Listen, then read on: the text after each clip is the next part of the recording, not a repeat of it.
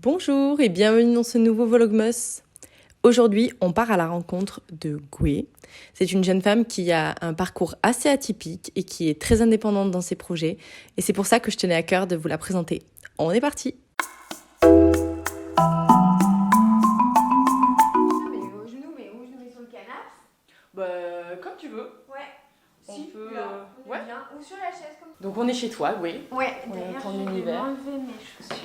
Je vais me mettre à l'aise. À la maison. Comme à la maison. T'as bien raison. Tu es lyonnaise d'adoption, un peu comme moi aussi. Hein. Ouais. T'étais pas de Lyon à la base. Non. Depuis combien de temps t'es à Lyon? 7 ans. Ah C'est ouais. dingue. Et on est d'accord que ton premier métier, on va dire, c'est l'illustration, le Ouais, dessin. mon tout premier métier, c'est graphiste. Ok. Dans la pub. Mise en page de pochettes de disques, de magazines, création d'identité visuelle, de logos, Ouais, tout ça. très pro, très corpo, pas très Ouais. créatif finalement au début. Non, ça l'était, je cherchais, moi j'essayais de rester dans des secteurs qui me plaisaient, la musique, la mode, la restauration, des trucs au moins pour que je me fasse plaisir. D'accord. Mais c'était vraiment une réponse à des commandes quoi, donc c'était pas pour moi. Qu'est-ce qui a fait que tu as eu envie de prendre ton envol et de te libérer, on va dire, du travail en entreprise et de te lancer toi-même dans ta propre, on va dire... Aventure. Ouais, c'est ça. Alors, j'ai toujours été, quasiment. C'est-à-dire que quand je suis sortie de mon école d'art, j'ai dû faire 6 mois en agence de pub. Donc, je suis pas restée parce que l'agence de pub fusionnait comme ce Beaucoup. milieu, voilà. Et donc, je me suis lancée un peu par défaut. J'ai profité du chômage pour me dire, bah tiens, je vais me faire plaisir, je vais faire des flyers pour des copines, choses comme ça. Et en fait, ça a pris tout de suite et les agences de pub m'ont rappelé en freelance. Et du coup, c'est vraiment par la force des choses que ça ne s'est jamais arrêté. D'accord. Voilà. Et donc après, j'ai pu constituer un réseau. Donc depuis que j'ai 21 ans, je suis travailleuse indépendante. Trop cool, ça a été vachement fluide alors finalement. Ouais, et puis c'était pas préparé, c'était Ouais. pas prémédité, c'était vraiment les choses qui se présentaient comme ça. Et puis on prend vite goût à la liberté. Donc après, c'est vrai que j'avais toute l'énergie, j'ai tout j'ai tout fait en sorte pour que ça continue quoi. Pour que je retourne plus, que j'ai plus de patron quoi. Ok, ouais. J'entends. Moi, j'ai une question qui est peut-être un peu focus, mais pourquoi l'illustration plus enfantine? Alors moi, j'ai toujours voulu faire ça en fait. Quand j'étais à l'école, c'était vraiment mon rêve déjà dès l'école. Parce que l'univers t'a tiré déjà de Ah base? ouais, graphiquement, j'adore, j'aime cet univers magique, ces couleurs, ce graphisme incroyable. Alors après, je pourrais plus l'analyser d'un point de vue psychologique que j'ai compris plus tard, mais il y avait aussi un besoin de réparation d'enfance. J'analyse un peu plus le pourquoi on fait les choses, mais ça m'a tiré pour sa joie en fait, pour ce côté innocent, du tout est possible.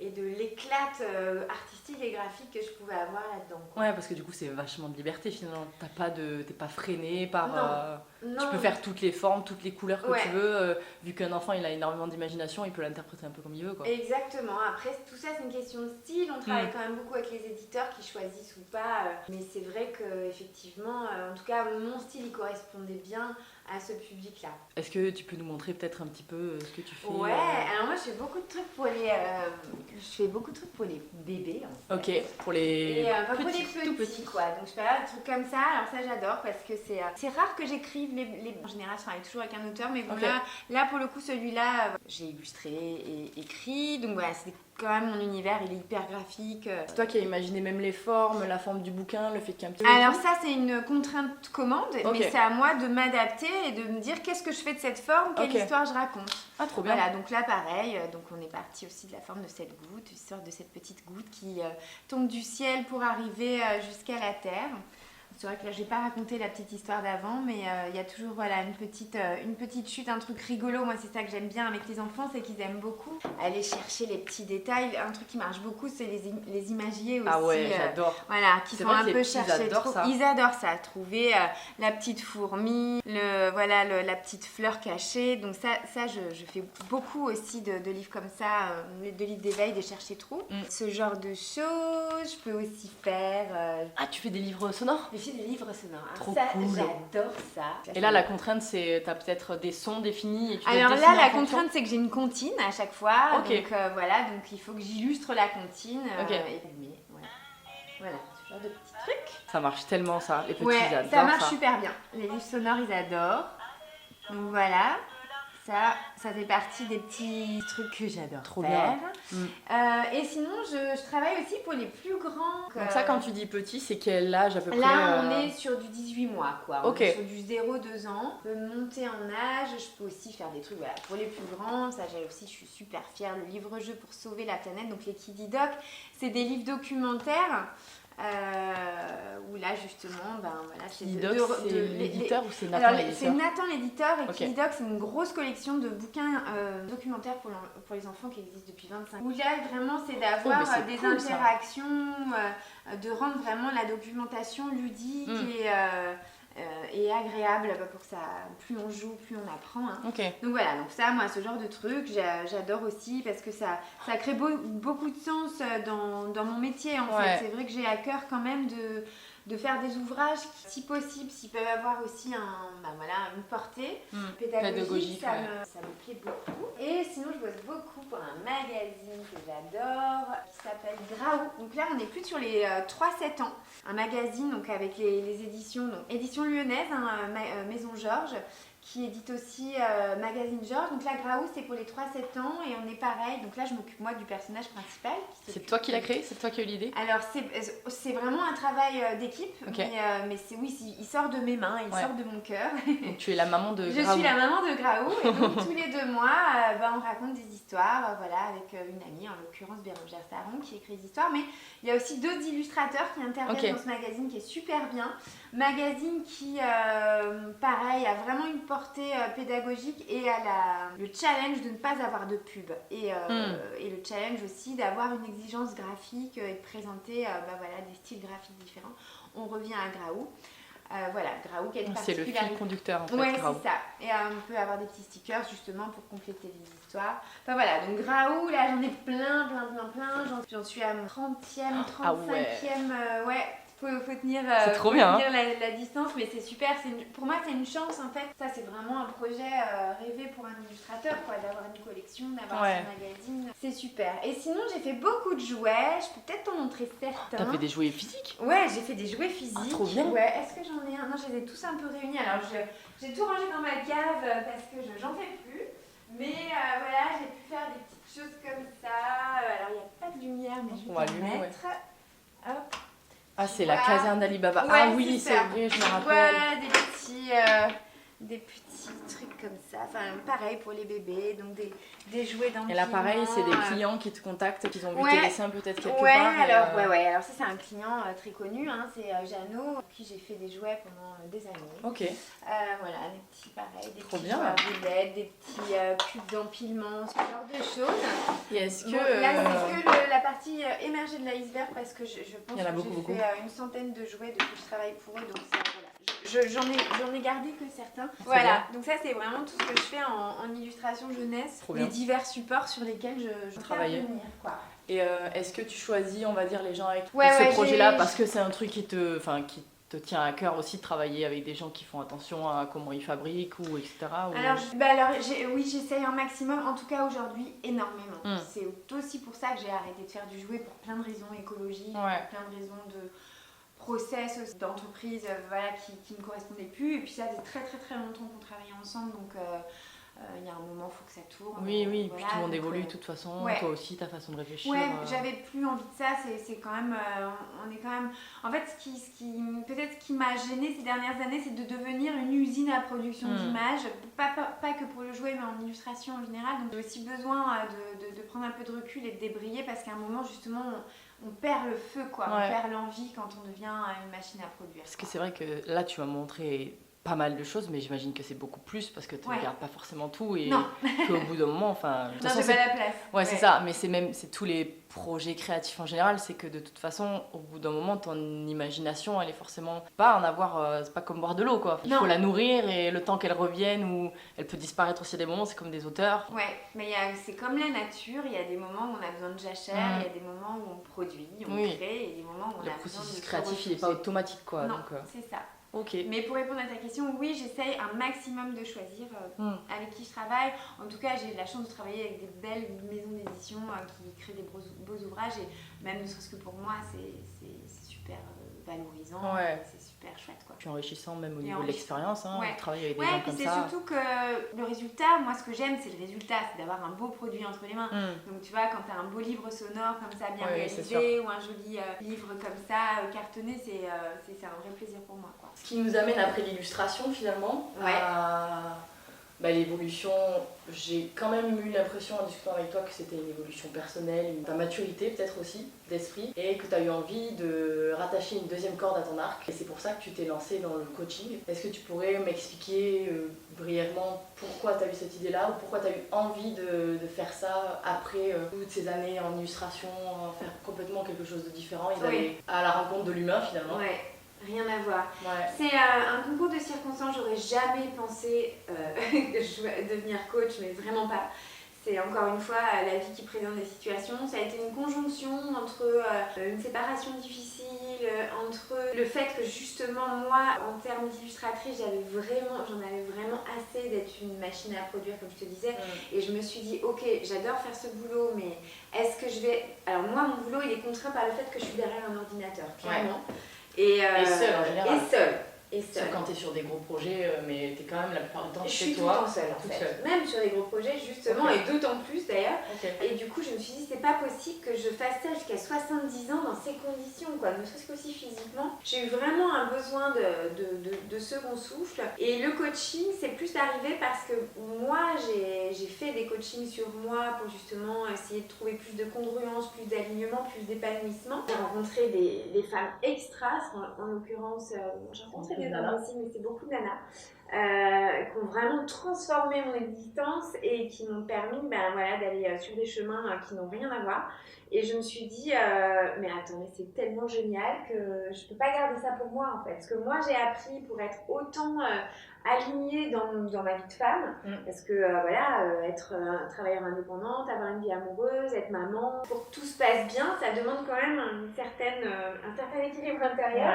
Et donc ce que j'ai appris, j'ai eu vraiment envie de le partager avec d'autres femmes. Et donc je me suis formée pour pouvoir transmettre les outils que j'ai reçus pour permettre à d'autres femmes aussi de recevoir ce que moi j'avais bénéficié. C'est arrivé au même moment où dans ce travail de vraiment quête personnelle, quête intérieure, quête de soi, connaissance de soi, que j'ai découvert aussi, ça aussi on m'aurait dit ça il y a quelques années avant, justement tout ce qui est oracle et tarot. Ça arrive en même temps. Ouais, c'est arrivé en même temps, mais complètement en même temps. C'est l'un nourrissait l'autre, un coach tout d'un coup était connecté avec un tarologue et tout ça, ça m'a hyper... là j'étais vraiment dans une période où j'avais besoin de comprendre tous ces trucs-là, qui travaillent plus sur l'invisible, sur ce qui est caché, sur l'inconscient en fait. Et donc j'ai découvert la magie des oracles, parce que c'est quand même extrêmement magique et ça m'a tellement formée, là aussi ça m'a tellement changé, que la vie est bien faite et m'a mis sur le chemin justement d'une guérisseuse en fait qui cherchait une illustratrice pour faire des oracles, donc c'est quand même assez ouf. Et donc avec elle j'ai fait mon premier oracle et en fait je ne savais pas que ça allait être le début d'une longue série parce que depuis j'en ai écrit et dessiné 2 qui sont édités dans des belles maisons d'édition et je tire les oracles et je m'en sers beaucoup justement dans mes coachings. Donc c'est vraiment les oracles, c'est ce qui fait le lien entre ma vie artistique et ma vie maintenant d'accompagnante quoi. Où là, justement, maintenant, grâce à ça, je suis en relation à l'autre, j'anime des groupes, je fais beaucoup de coaching individuel, mais là, on est vraiment dans la relation humaine, on n'est plus derrière l'ordi.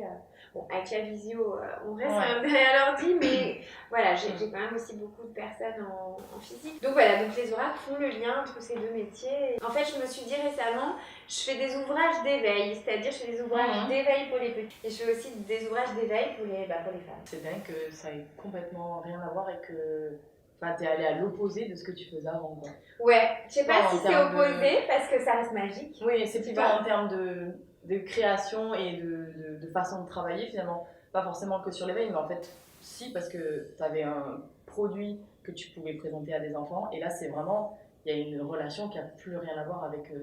t'es en permanence en contact avec les gens finalement. Ouais, c'est ça. Et c'était ce qui manquait à ton travail avant. Pour trouver un équilibre. Donc finalement, ça a relié les deux et là, c'est ok, t'es... Là, c'est aligné. Et c'est en ça où ma posture de coach, elle a sa place. C'est-à-dire que moi, maintenant, on peut dire que, un peu comme toi, je suis une slasheuse. C'est-à-dire que j'ai vraiment 2 métiers qui cohabitent, peut-être même 3 des fois, et qui cohabitent très bien. Et en fait, les gens, les femmes viennent me voir aussi parce qu'il y en a beaucoup en fait des femmes qui ont envie d'utiliser tout leur talent ou qui ont aussi envie de changer d'un métier dans lequel elles sont hyper enfermées et qui ont envie de vivre une vie qui leur ressemble le plus. Donc moi, à mon endroit de coach, je réponds aussi à ce besoin-là puisque je l'ai traversé, puisque je sais comment le vivre aussi. Donc c'est trop cool quoi. Et tout ça, ça me fait, au final, c'est vraiment tout ça me fait énormément kiffer quoi. Et c'est marrant parce que je trouve que ça a aussi beaucoup de liens avec la psychologie, tu vois. Ouais, carrément. Et ça, t'as auto-formé finalement. Là, c'est empirique, ouais. C'est-à-dire que pour le coup, moi, j'ai un gros parcours en développement personnel. Je suis sur les bancs de psy depuis que j'ai 20 ans. Donc ça a été vraiment parallèle à ma vie artistique. Des tas de thérapies sur l'émotionnel, etc. T'as appris énormément de choses que t'as eu envie de partager aussi. Que j'ai compris et intégré. Alors, j'ai pas fait de formation de psychologue, etc. Et c'est d'ailleurs pas ce que je souhaite, parce que j'ai pas envie d'aller régler des traumas ou c'est pas être sur des problèmes. J'ai envie plutôt d'accompagner à quelque chose de joyeux. Ouais, révéler en fait. Ouais, c'est ça, exactement. Petits oracles. Loin de la caméra, mais je suis là. Mon oracle message des anges, c'est le premier que j'ai fait avec je ferai des petits focus. Ouais, ça marche. Mon premier oracle magique, qui est pour les enfants. Ça, c'est le troisième ou c'est le deuxième? Ça, c'est le deuxième. C'est celui que j'ai dessiné et écrit pour les enfants, parce que les enfants ils sont super connectés à leur magie intérieure et j'avais vraiment à cœur de leur donner des outils de connaissance de toi déjà très tôt pour gérer leurs émotions, pour gérer leurs relations avec les autres, pour aussi être plus créatifs sur la manière dont ils vont investir leur vie. Donc ça, et c'est un truc avec lequel ils doivent faire avec leurs parents ou ils peuvent le faire tout seuls? Les deux. C'est-à-dire qu'ils peuvent le faire tout seuls, ils peuvent le faire avec leurs parents, les parents doivent le faire. Je sais que je suis très contente, il est vachement utilisé en famille, il est même utilisé par certains sophrologues aussi, ils s'en servent comme un outil. Ça crée de la discussion. Ouais, ça crée vraiment de la discussion et ça permet derrière les cartes d'aller creuser la problématique ou le truc qu'on n'arriverait pas à verbaliser dans voilà, si on met ça un support d'émotion. Exactement. Ouais. Et puis mon petit dernier que j'adore, que j'ai écrit et dessiné aussi, l'oracle de l'équilibre, donc là qui est vraiment pour les femmes et qui est un oracle en fait un peu au quotidien d'alignement justement de qu'est-ce qui a besoin d'être équilibré dans notre cerveau, qu'est-ce qui a besoin d'être équilibré au niveau de notre cœur, qu'est-ce qui a besoin d'être aussi équilibré dans notre corps et dans notre sexualité, parce que l'épanouissement il inclut aussi la notion de sexualité. Donc ça, je suis très fière de ce super oracle là qui est mon... Voilà. Et là j'en ai 2 sur lesquels je bosse à ce moment. Et ils vont sortir l'année prochaine. Moi je me demandais, parce que aussi Gouy elle fait des tirages des fois de cartes en live sur les réseaux sociaux. Comment tu fais pour choisir l'oracle que tu vas utiliser au jour à chaque fois? C'est très intuitif. À la sensation. J'en ai plusieurs parce que je sais que les oracles qui sont pas à moi aussi, sur les oracles de l'amour, ce genre de choses. En général, je sais toujours qu'on va me poser une question sur le pro, toujours sur l'amour, et puis une question générale quand il y a vraiment des angoisses. Donc je sais que quand c'est un truc plus général, je vais utiliser les messages des gens. Quand je vais aller sur quelque chose où il y a de la tristesse, je vais utiliser l'oracle magique qui va vraiment faire appel au cœur. Quand je sens qu'on va me poser des questions love, je vais essayer de faire un tirage avec vraiment des cartes sur l'amour. Ce qui est génial, c'est que les cartes, elles sortent toujours. Ça, c'est vraiment la magie et c'est ce qui m'attire beaucoup dans ces trucs-là. J'ai cessé de comprendre comment ça marchait parce que ça nous dépasse. En fait, c'est toujours les bonnes cartes qui sortent pour chacun. Je trouve ça dingue aussi. Ouais, c'est dingue. Je sais pas si vous êtes déjà fait tirer les cartes, mais moi, ça m'est arrivé 2-3 fois et une fois avec toi. Et c'était là, je souriais c'est évident ce qui se passe et c'est bizarre et en même temps, tu n'as pas trop d'explications en fait. Tu peux que accepter ce qui est en train de sortir et comprendre que ça te touche. Après, ça peut ne pas te toucher. On peut aussi tomber sur une personne. C'est plein de paramètres. Je trouve que si jamais tu viens demander à quelqu'un de tirer les cartes, c'est que tu as envie d'avoir des réponses et que du coup tu es réceptif en fait à ce qui va se passer, je trouve. Oui, c'est ça, c'est que tu as quand même choisi la personne, tu as un peu montré patte blanche et il me semble que, en tout cas c'est mon cas, quand on tire les cartes, moi je sais que je suis d'empathie, j'ai beaucoup d'intuition, donc après avec la personne que tu as en face de toi forcément. Et puis il faut savoir interpréter les cartes. Des fois elles créent vraiment une histoire, prendre aussi le message qui est derrière. Mais après, on pourrait passer des heures. Comment ça marche, c'est Einstein qui a dit que l'univers était composé de 1% de matière et 99% d'invisible et d'énergie. Et en fait, tout ce qui se passe au niveau des cartes concerne c'est ça qui est magique, parce que ça nous dépasse, nous, petits êtres humains, avec nos petits cerveaux. Trop cool. Parfait.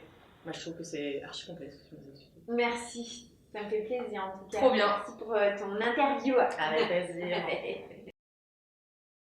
Après notre petite entrevue, elle a pris le temps de me tirer les cartes pour savoir où j'en étais dans ma vie.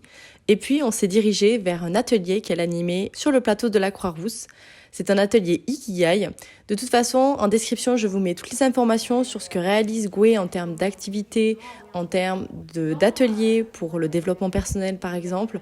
Et comme ça, vous pourrez avoir également tous les renseignements concernant les ateliers qu'elle peut faire en groupe et notamment le coaching qu'elle peut réaliser avec certaines d'entre vous si ça vous dit.